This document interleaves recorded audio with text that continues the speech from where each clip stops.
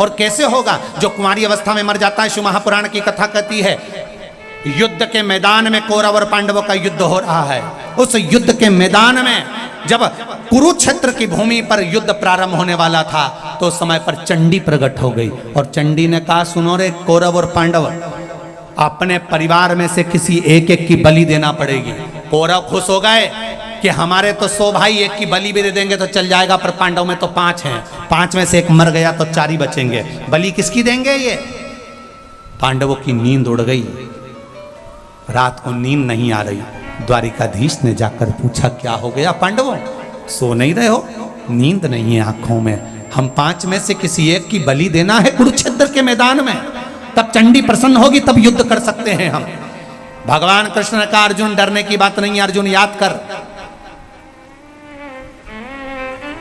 द्रौपदी ने तुझसे एक वचन मांगा था पांडवों से। क्या वचन? 1 वर्ष तक एक पति के साथ रहूंगी, और उस पति के कक्ष में कोई दूसरा आ गया तो उसको बन जाना पड़ेगा वर्षों के लिए, 5 वर्ष के। अर्जुन, एक ब्राह्मण का लड़का बालक उसको शेर उठा कर ले गया और दौड़ते तेरे पास आ गया, मेरे बेटे को बचा लो। अर्जुन, तू गांडीव ढूंढने के लिए भीम के कमरे में चले गए और द्रौपदी का समय चल रहा था 1 वर्ष का। द्रौपदी ने कहा था, अगर मेरे कक्ष में जिस पति के साथ रह रही हूं 1 साल, उसके कक्ष में दूसरा पति आया तो उसको वन जाना पड़ेगा 5 वर्ष के लिए। अर्जुन, तेरे को वन जाना पड़ा और वन में गया तो तूने फिर विवाह करा उनपी के साथ।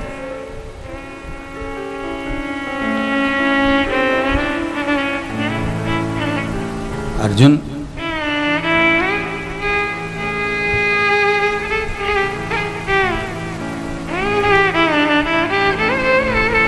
तेरा एक बेटा हो गया जिसका नाम था आरावन। जा उस आरावन को लेकर आ, जो वन में तेरे 5 वर्ष रहने पर तूने जो विवाह करा था लिपि के साथ में, वहां पर जो बेटा हुआ उसको लेकर आ। आरावन को अर्जुन लेकर आए। भगवान कृष्ण ने कहा, रावण तुम आए हो, तुम्हें मालूम है तुम्हें क्यों बुलाया है? आरावन कहते हैं, मेरे पिता के लिए युद्ध लड़ने के लिए कौरवों से।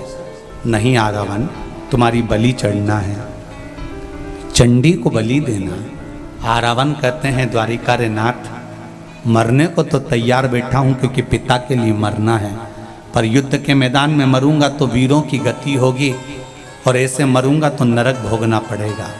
मैं कुंवारा हूं, मेरी शादी नहीं हुई है, और अगर मैं कुंवारा मर गया तो मुझे सारे नरकों को भोगना पड़ेगा और प्रेत की योनि में पड़ा रहना पड़ेगा, भटकना पड़ेगा, मेरी मुक्ति नहीं होगी।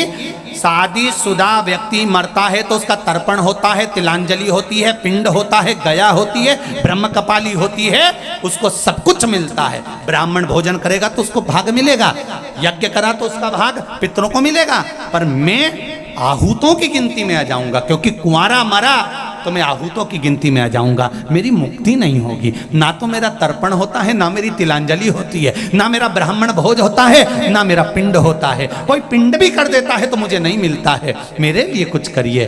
द्वारका नाथ ने कहा, तो क्या चाहिए तुमको? पहले मेरी शादी कर दो, फिर मेरी बलि चढ़ा दो, मैं मरने को तैयार बैठा हूं। ठीक है। द्वारकाधीश ने अर्जुन से कहा, कल इसकी बलि चढ़ना है, आज की तारीख में लड़की ढूंढो और इसकी शादी करो। कोई नहीं मिला। भगवान कृष्ण को याद आया,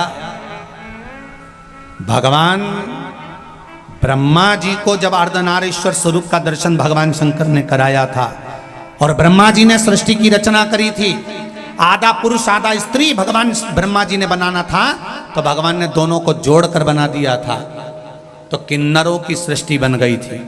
जब किन्नरों की सृष्टि बन गई थी तब भगवान विष्णु को हंसी आ गई थी, तो शंकर भगवान ने कहा था, नारायण तुम किन्नरों को देखकर हंसे हो, इसलिए पृथ्वी पर जाकर तुम्हें किन्नर बनना पड़ेगा।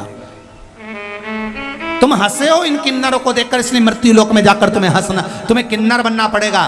भगवान कृष्ण को याद आया कोई लड़की नहीं मिल रही, तो मुझे शंकर भगवान का वचन था, तो भगवान कृष्ण ने आधी रात को किन्नर का स्वरूप धारण कर लिया और किन्नर बनकर आरावन के साथ में भगवान ने विवाह कर लिया।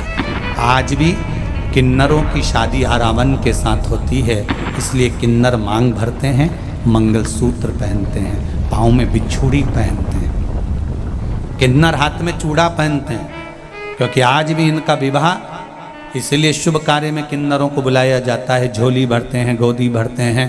किन्नर प्रथम सृष्टि किन्नरों की बनी थी, प्रथम सृष्टि। आया भगवान कृष्ण आरावन के साथ में किन्नर बन विवाह किया। दूसरे दिन आरावन के प्राण छूटे, भगवान बिलक कर रोए। तो यहां शास्त्र कह रहा है कि कुंवारी अवस्था में मरेगा, पिंड तक नहीं, तर्पण तक नहीं, तिलांजलि तक नहीं। तो उनके लिए स्वयं श्रीमद् भागवत में लिखा है कि भागवत पितरों को तारती है। शिव महापुराण में लिखा है कि सारी पुराणों के प्रबलता में शिव महापुराण जो अधोगति में मर गए, कुंवारे मर गए, गर्भ में मर गए, कैसे भी चले गए, बहुत अरमान थे, अभी मुझे ये करना है, अभी मुझे वो करना है, अचानक मर गया, अटैक आ गया, शुगर बढ़ गई, बीपी बढ़ गया, कहीं पड़ा मर गया। और बहुत अभिलाषा मन में थी, मरना नहीं चाहता था तो भी मर गया, अभिलाषा बहुत थी। पार्वती जी कहती हैं शिव जी से, इनकी गति, इनकी मुक्ति कैसे होगी? शंकर भगवान कहते हैं उसके लिए शिव महापुराण है, जो दिल से सुन लेगा उसको ना पिंड ना तर्पण कुछ नहीं चाहिए, वो तर क्यों छोड़ो मौका, क्यों छोड़ो? हम तो कहेंगे 19 तारीख से कथा है तो टीवी का वॉल्यूम भी थोड़ा बढ़ा दीजिए, आसपास में कोई गति बिगड़ गई होगी, मरा होगा, चले गया होगा, उसको भी थोड़ी सी आवाज भले 1 सेकंड की जाए पर उसके कानों में चली जाए, 1 सेकंड की जाए। लोग कहेंगे मम्मी पागल हो गई हो क्या, टीवी की आवाज इतनी तेज कर रखी है? कोई बात नहीं बेटा, 3 घंटे की बात है, 2.5 घंटे की बात है। थोड़ा अगर दुकानों पर तुम्हारे एलईडी लगी है, दुकानों पर टीवियां लगी हैं, तो दुकानों पर भी 1 बजे से 4 बजे तक टीवी की आवाज भले ग्राहक आए उसके कानों में भी चले जाए, व्यापार चल रहा है उसके कानों में भी जाए, रोड पे से निकल के जा रहा है उसके कानों में भी चले जाए। ना जाने उन गलियों में कितने कोरोना में कितने जीव गए होंगे, कितने जीव चले गए होंगे, कितने उनकी गति को सुधारना, भटकने वालों की मुक्ति शिव देता। एक ठिकाना है मेरे बाबा देवाधिदेव महादेव का, एक ठिकाना अशोकनगर में। तो भाग्यशाली हैं जो ये कथा अशोकनगर के नवीन कृषि मंडी में हो रही है, जिसको वहाँ के आयोजक डॉक्टर कृष्णपाल जी यादव, डॉक्टर अनुराधा जी यादव सांसद महोदय करा रहे हैं। वो तो आनंद का विषय है, पर सबके लिए जीवन का एक आनंद देने